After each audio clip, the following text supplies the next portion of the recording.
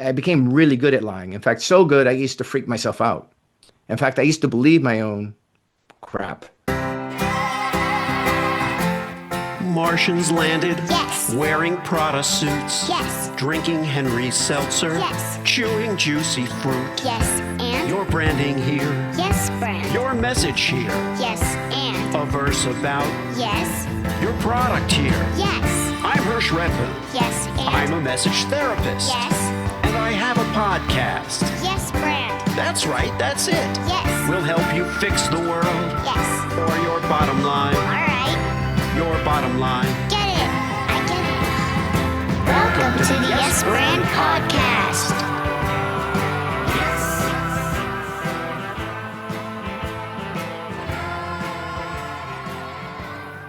Welcome to Yes Brand. This is where we talk to people who are actually building businesses, making leaps, turning corners, and sharing all of it with you, the listener. And today I'm with Don Weber. Don spent over 15 years in international intelligence in environments where reading people correctly wasn't a nice to have, it was the job. And now he works with senior leaders on how they're being perceived, how they build trust, and how they operate under pressure. Welcome, Don, to the Yes Brand Podcast. Well, thank you so much. I really, really appreciate it. And I love that intro because it was so accurate, Hersh. And the reason being is a lot of times what people say, oh, yeah, we're understanding body language and all that is a matter of life and death. Sometimes. But most of it was to figure out, is this person telling me the truth? Is this person worth, spending time with to, go further or not? Because a lot of people pretend, Right. Right. Yes, I can. Yeah, I Right? know. I can. Well, thank you. I appreciate that. Welcome. And I want to start with something you mentioned. Um, you spent years in a world where results were everything, like we're talking about, and visibility didn't matter for you or your brand. Now you're operating in a space where how you're perceived shapes whether those results are even recognized. So what translates immediately from the world of intelligence where you came from to the world of consulting, let's say now, and what hasn't translated the way you expected as you transition from one business to the other. One is complete transparency, honesty, integrity. It's much healthier. Yeah, yeah, The other is absolutely shadowy, deception, secrets, lie. You couldn't get any more toxic, to be honest with you. At yeah. that point in my life, I wouldn't have said that, but looking back, absolutely, without a doubt. Well, we live in a world where I think a lot of the average person, like I would consider myself the average person when it comes to data. And, I'm just a person walking out on the street, doing my job, living my life, where we start to be worried about what is known about, what do the corporations know about us? What is the integrity of our privacy and all of that. So the idea, looking at the industry of the intelligence business, let's say, and saying there's no more toxic environment. How would you describe the world we live in today for the average citizen who isn't even working in that field? I think we have a lot less privacy today than we did before. Yeah. And it's funny because people they say, oh, I have nothing to hide. I don't care. Yeah. Well, okay, fair enough. I mean, I go to a gym and they want me to give them biometrics. I don't care if the gym has biometrics, but I know perfectly well that maybe a hostile foreign government most likely will try to hack into won't try, will get into their database. Yeah. So I'm real funny about I don't want to give them a fingerprint or an eye scan or God knows what. You know what I'm saying? Right. Because of that reason, because I'm aware of it. Now, the guy that works at the gym, the manager, he has no idea. They're just, I don't want to say brainless, but yeah, basically brainless about the topic. People realize, I think a lot of people don't even realize what privacy is.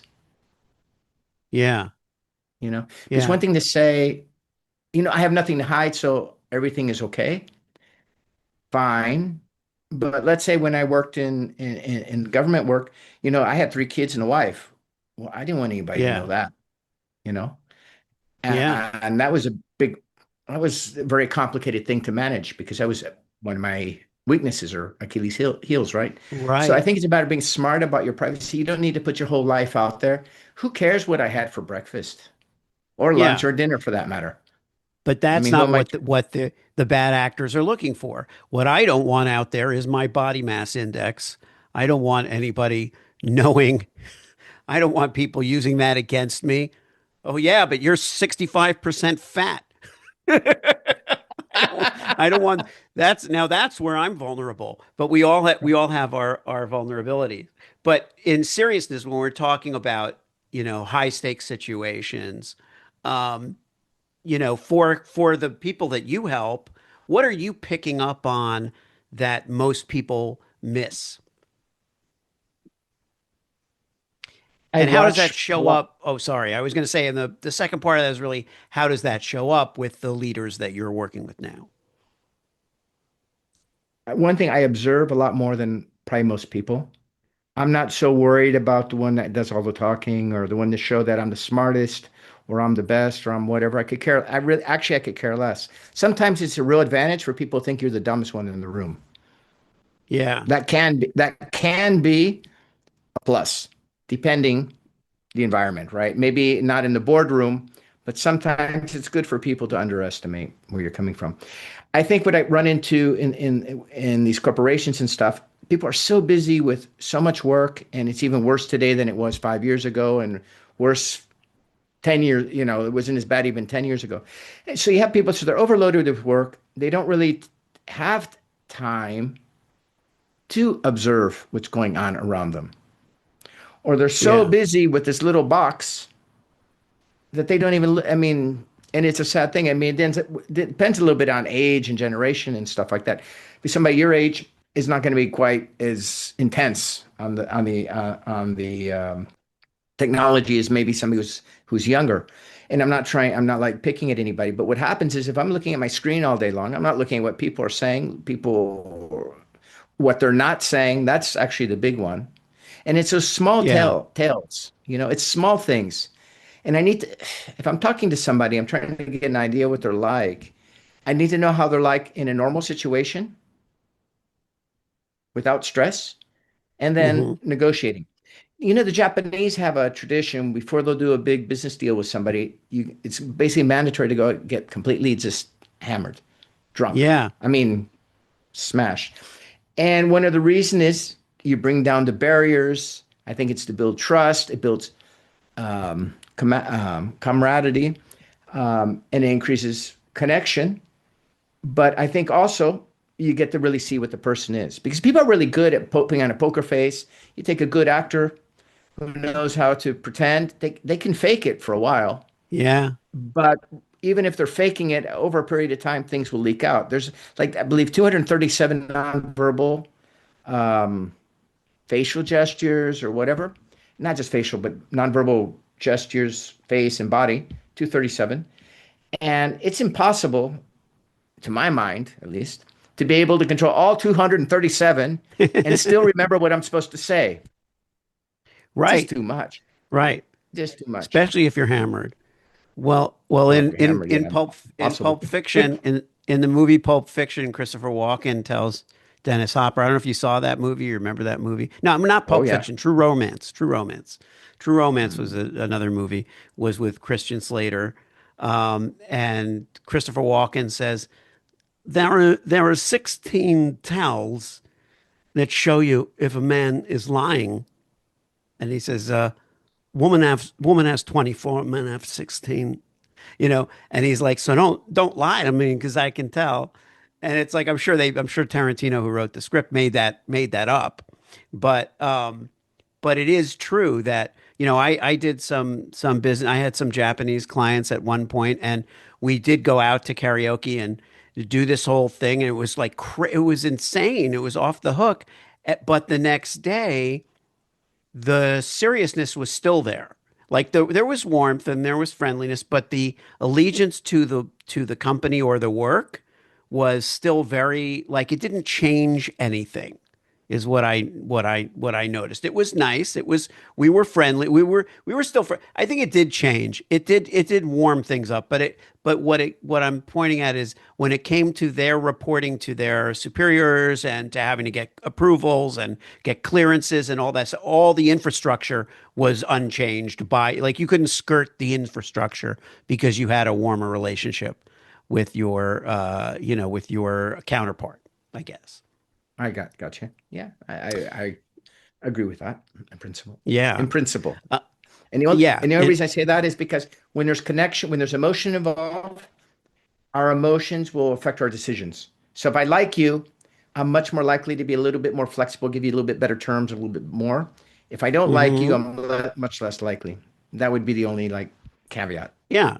I didn't mean to throw a wrench into that, but anyway, it's just food Um, for thought. let's talk about the communication and the uh, the perception. Putting in, getting out. You mentioned that in Europe, the work leads. It kind of tends to speak for itself. In the U.S., we have to build recognition from scratch. You know, Okay.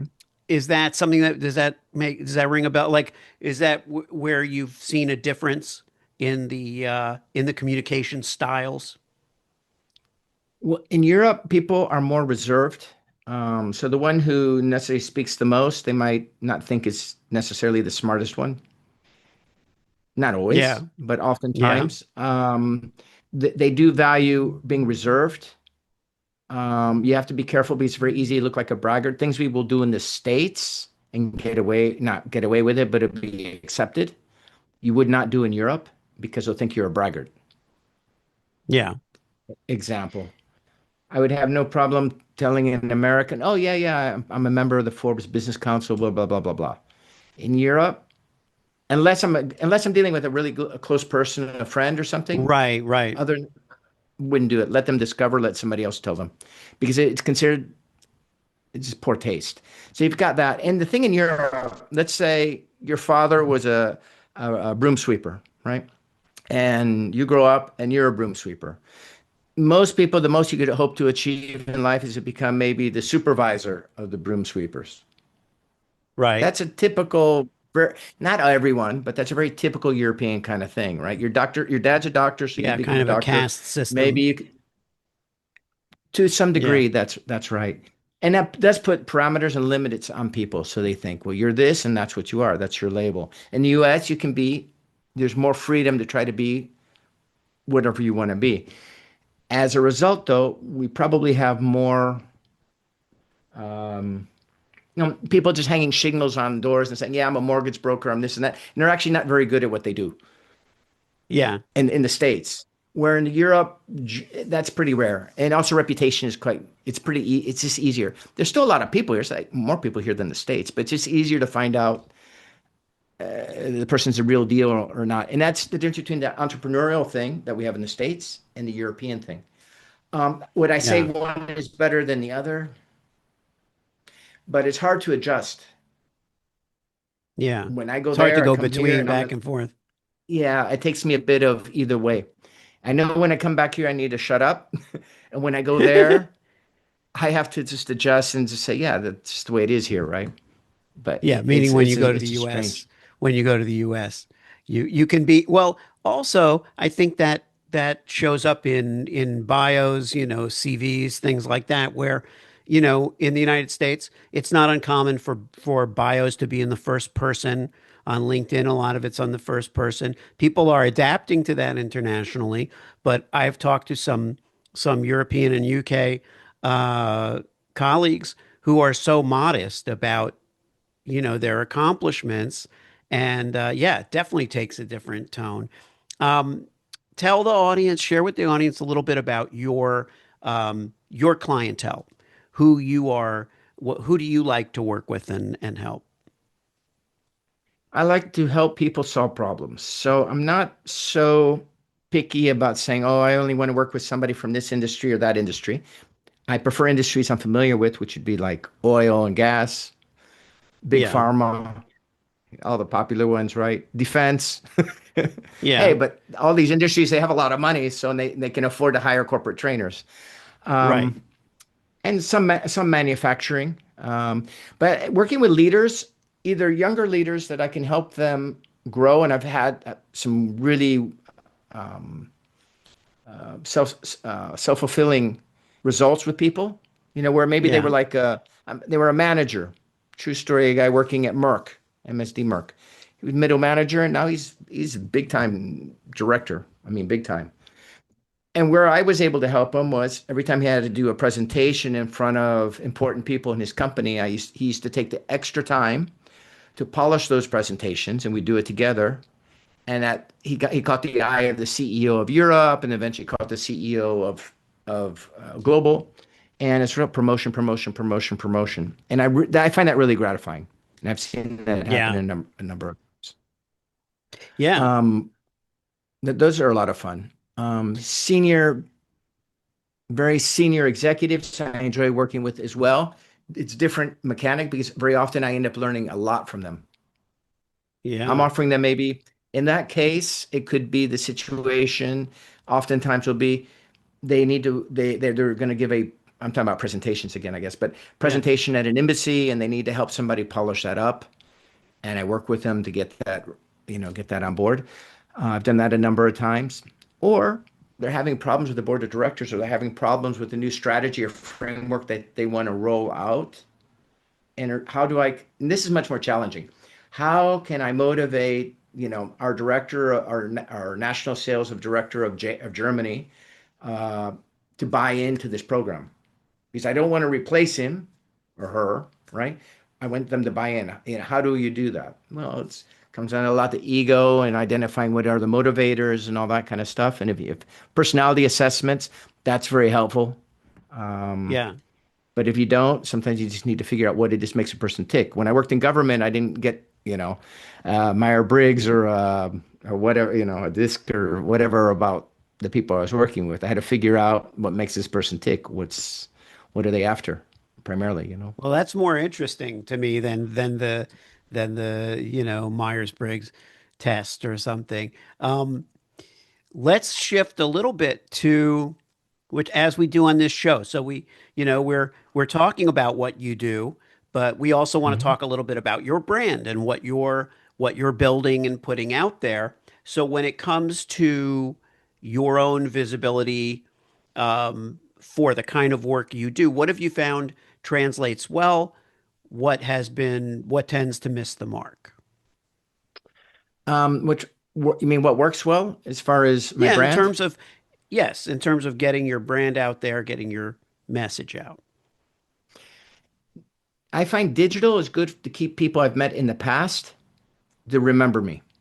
And it works in the sense that they'll get 10 when they have a need, they'll get back in touch.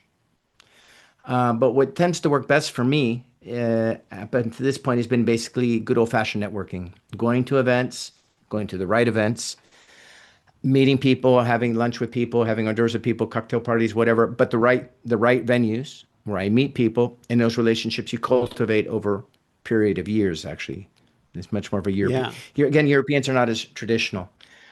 In the States, it's the same thing in the States. So it's usually I'm introduced through somebody that it could be a Rotary Club, it could be Chamber of Commerce, something like that. But usually I'm referred almost inevitably. Yeah. And I think what we're trying to emulate or capture in virtual situations, both, domestically and internationally, globally, we should say, is that like trust thing, that thing where people naturally refer somebody. Oh, you would really, it's not, you should talk to this person because you have this problem necessarily. It's you should talk to this Right. person because you would really click with them. You would get them and they would get Hmm. you.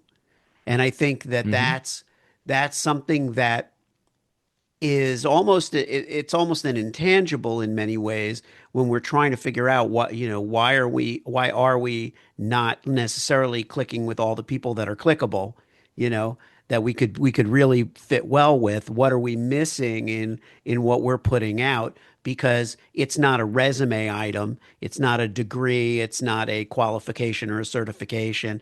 It's something a little deeper, you know. Right. Perception is something I wanted to get into because when people hear former intelligence, right away they get a thing in their head. We all do. I know I do.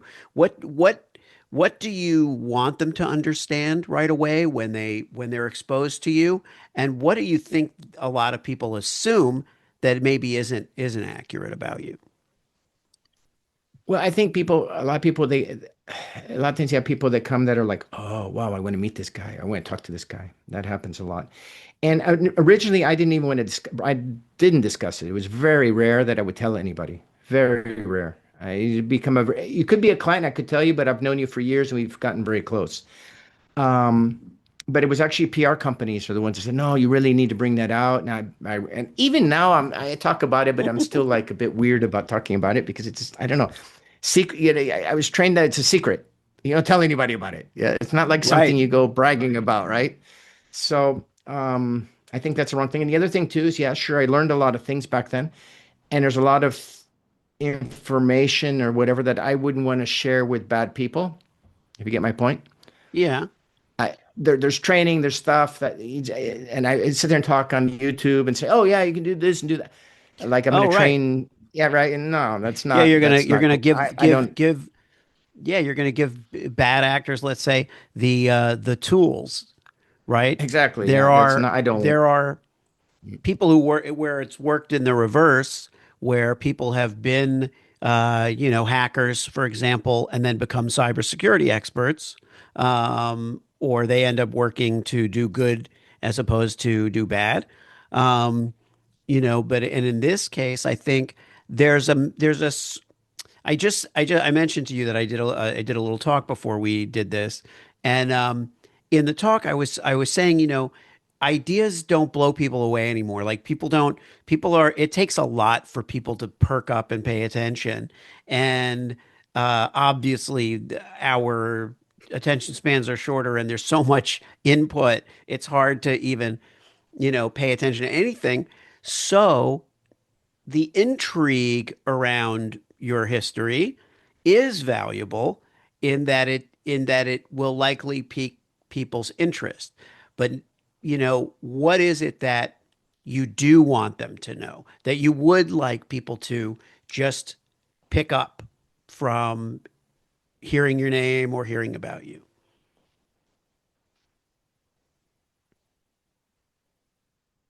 how somebody can change transformation. Because to be real blunt, in that life, I was constantly living a lie all the time. Oh, And I became really good at lying. In fact, so good I used to freak myself out.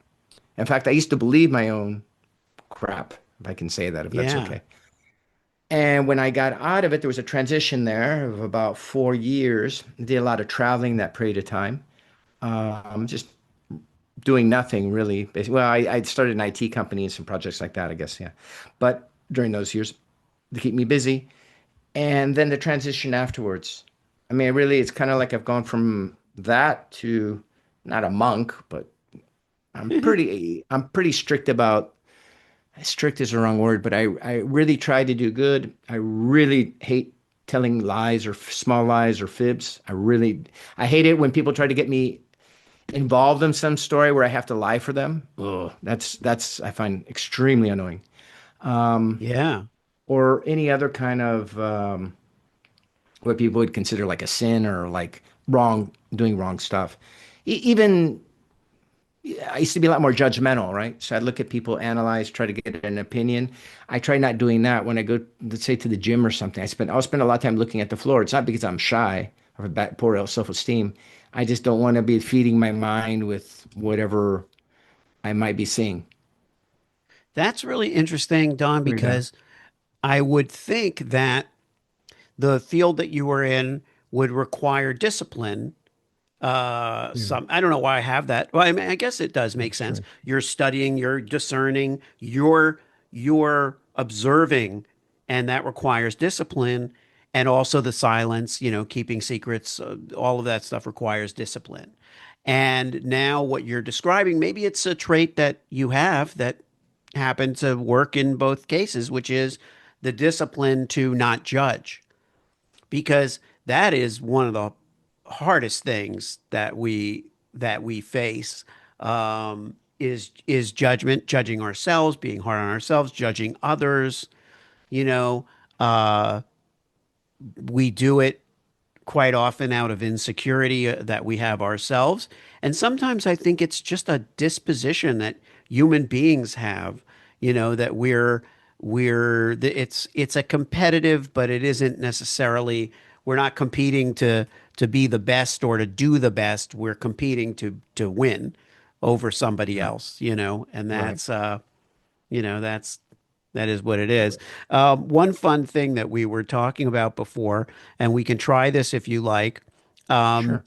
is we were talking about before the show. Don was mentioning to me that at some point he's going to go to the Upright Citizens Brigade in L.A. because you have a week long training there, Hmm. um, and that's a very famous improv studio. I was part of an improv group in LA, and in fact, the show's name, as you've heard if you're a listener, Yes Brand, comes from the yes and rule of improvisational comedy, where you don't reject the ideas of your scene partner. I have a little game that I have played a couple of times, maybe three times, with guests on this show called Fortunately, Unfortunately. And the goal of it is that you have to constantly flip on the other person. So, in other words, if I say, fortunately, we have 2 more hours of time booked to record, you might say, unfortunately, I have a dentist appointment at the top of the hour. So I really have to, I have to go. But we're constantly trying to actually keep the story going and keep it bouncing. So we're not really shutting it down, and we can get as crazy as we like. But what we Cool. would typically do if we were doing improv with an audience is I would say, okay, I need jobs. We have a job. What are our jobs, and what location are we in? Um, well, I'll let us each pick one. You pick the jobs. What jobs do we have? We could have the same job or different jobs. It doesn't matter. Uh, we could be military, Okay. World War All right. One. This is Ooh. not too Okay. World War One, military, stuck in a trench. In a trench. Okay, that's great. So we're in a trench. Now you said military, you didn't say what country, but Mhm. it doesn't really matter. But let's just say we're military, we're in a trench, and if you want to throw in for good measure, it's World War One. Okay. So do you want me to kick it off, or do you want to kick it off? Sure, you go ahead, You please.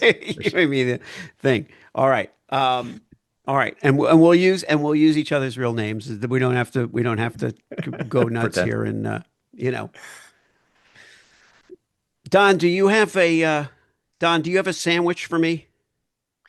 Unfortunately, I don't have a sandwich because I left it over there and it got blown up by the mortar shells. Well, fortunately, I think if it was that mortar that I'm thinking of, some of it landed right behind you, and there's probably some chunks of peanut butter and jelly just right behind you. I see what you mean, but unfortunately, those chunks of jelly and peanut butter are all over that dead guy. Well, well, this was a tough scenario we picked. Well, fortunately, I grew up in a mortuary. My parents were morticians, and we had all our meals right on top of the cadavers. Unfortunately, I'm a vegetarian. There you go. That's a perfect out. But you see how that goes. How it Um, goes. what's fun about that is that there isn't there you can end it pretty much anywhere, but there isn't a, you do not know how it's going to end. And I think in conversations with people, in communications on your side, in the signal arena or the authority arena that I'm in, I think that trying to guess what people are going to say is the hardest thing. The easiest thing is if we are comfortable enough in our own skin that we can pretty much go anywhere. It's like, Mark Twain said, if you don't lie, you have less to remember, Uh it's a good thing to have. So now I notice that people who are on YouTube, people who are watching this on YouTube will have the benefit of your background, which has an American flag and the British uh, uh, flag or the Union Jack, and you have the love underneath. It says love on that box. What's going on? What's going on with that background? Because it's both minimalist in that it's backed by black. It's very easy, very simple, easy on the eyes. But what is it? What's behind it? That's a great question, Hersh. Nobody's ever asked me that. Well, the U.S. flag, because I was born in the U.S. and I Yeah, feel very, I don't know, you could say patriotic to the States. My dad, UK, and love, maybe partially because of my dad, and also love because I think the world needs more love. Sounds corny, I know, but we really do. I mean, people, we treat each other really, we could treat each other so much better. And we live in such an easy era. Just think about 200 years ago living or 500 years ago yeah, living. Life was rough, man. Working the land for the Lord, and you have to give him most of the food that you harvest. And I mean, life basically generally probably sucked a lot 500 years ago, 800 years ago. And nowadays, I go to the grocery store. I want oranges. I want grapes. I want to buy a bottle of wine. I want to buy bread. I've got everything I could possibly want. So I think yeah, people, we become very spoiled. We don't have enough gratitude, and we definitely don't have enough love for each other. Because in order for us to survive, we need one another. It's critical. yeah, And we survive only as a tribe. And we think we're going to become little silos or cyborgs inside these silos, all separated by technology. Well, I hope that, I mean, I realize some people, that's the vision they have probably for the world, but I don't see yeah. it working. But Well, I'm with you on that. I do think that we need more love, we need more warmth, and we are spoiled. It's like we seem to make trouble for ourselves, and I mean by we, I mean as a species. We yeah. create drama where there isn't or doesn't have to be. That's a perfect Mhm. button kind of for this conversation because I think that the people that you work with are wanting to, if nothing else, they're kind of trying to achieve a level of peaceful communication, of effective communication and progressing their business in that way. And that's exactly what we need is not more dramatic or bombastic communication. We kind of need clarity that avoids disaster in many ways. Clarity. Somebody said today, um, something about complexity adding to confusion, and I said, well, the cure for complexity is simplicity, right? Just untie all that stuff, and then Right. we'll be better off. Before we go, I would like you to share with the audience where they can find you, how they can track you down, Mhm. and also, you gave us a great thought with explaining your background, but take us out with some advice to people out there building their own businesses and building their own brands. Well, I think the key to it is remembering the old golden rule that they used to teach us when we were very little years ago. It's treat other people the way you want to be treated. And if you run your business, okay, yeah, you have to make a profit. I'm not saying being like silly or foolish or whatever, give everything away. No. But if we treat other people the way we want to be treated, our customers, for example, wow, what a novel idea. Chances are they're going to keep coming back and people are going to say good things about us. The same is true in the work. If we're treating people the way we want to be treated, we're going to have a much nicer workplace. Same at home with our husbands or wives or our partners or whatever. And people just on the street that you don't know. Again, it doesn't mean you have to be like, a doormat and just open up your wallet and give your money to everybody. That's not what I'm saying. But just treating people the way you want to be treated, common respect, having an open mind. People are different. And that actually what makes life interesting. I'm not talking about craziness. I'm just talking people are different. So if somebody's wearing, I don't know, Yeah. a pink orange shirt and you don't like it, well, ask yourself why are they wearing that color today? Yeah. Try a little You yes might be and. surprised. Come again? Sorry. Try a Sorry, little Hersh? yes and, And a little yes just and accept you might it. be surprised Accept at it. the answer. Exactly. Yeah. I think that's one of the main things. Try to serve people, give people more value than that they expect, over deliver. That generally surprises people a lot. That is not always a technique that works that well in Europe. These people get suspicious. I've Ah, found, but still over deliver. Give more than what they're expecting. If you're doing it in Europe, maybe not so far. And just having other people's interests at heart. People can feel it. If you're trying to sell somebody just because you want their money and you want to just close the sale, and that's all there is to it, people can feel. They'll get the vibe. And okay, yeah, yeah. some people you're going to fool some of the time. That's true. Um, but if people feel you genuinely are interested in them and helping them, they're going to like you that much more. And maybe they don't buy from you, but there is a chance they'll refer you to somebody else. They say, okay, he told me, the product or the service wasn't right for me, but I know this other person who I think it'd be a good fit in your solution. I think Yeah. will solve their problem, kind of thing. And I think people have become not everybody, but many people have become too self-centered. They're just too focused on me and how many likes did I get and how many shares did I get. And it's all about me and I don't know, posting all kinds of photos of look at how wonderful I am and all that. I mean, it's like narcissism, like on steroids or something like that. I don't know. I really don't know. I don't get it. I don't get it. Yeah. And where can people find you if they're looking for you? Oh, good point. A good question. Dr. Weber Coaching. That's Dr. Weber, as you see there on the screen, Weber Coaching, COACHING.com. Or you could just do Forbes, Don Weber. I'll pop up, and then you click the link in my profile, and that'll direct you either to my LinkedIn or website or one of my social media platforms. Very nice.